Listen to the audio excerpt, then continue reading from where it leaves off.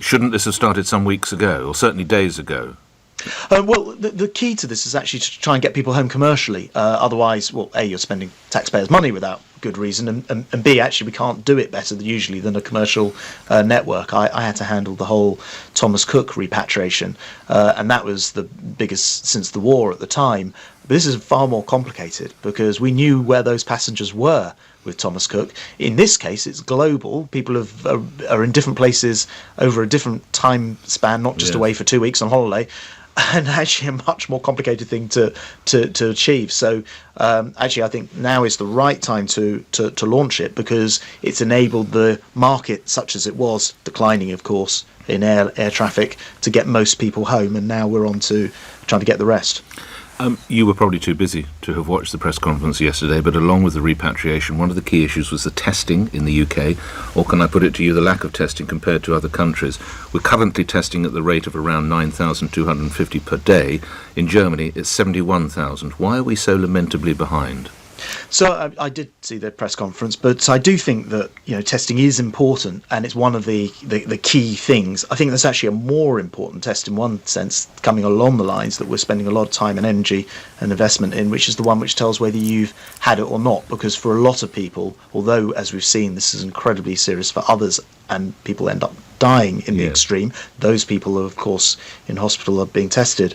But actually what we really need and want to know is who has already had it in our society, and those antibody tests that we are actually running trials on currently are going to be absolutely critical to the next phase of this campaign. But you're right, we do want to scale up the tests. It's just the scale of the challenge in doing so. But why? Why are we so far behind Germany? Were they off the mark quicker than us? Do they have more factories to produce?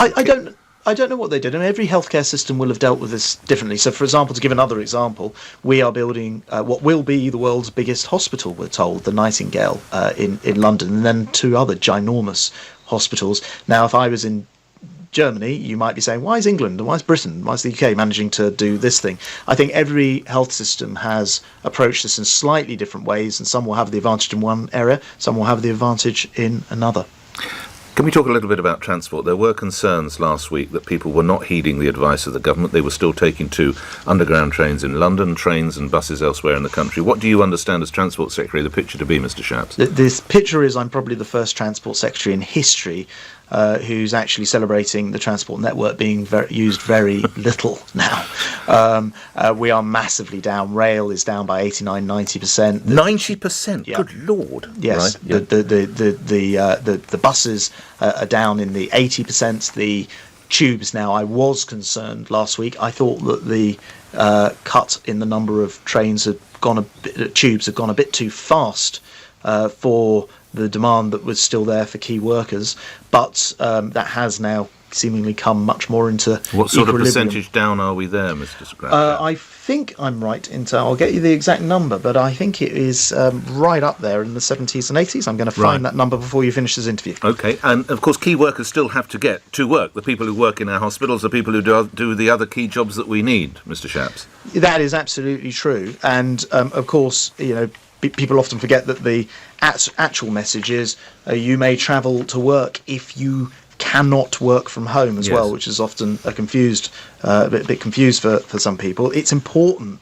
that we do keep the economy and the essential parts of the economy going, because otherwise when we come out of this we won't be able to restart the economy, and that will actually harm even more people.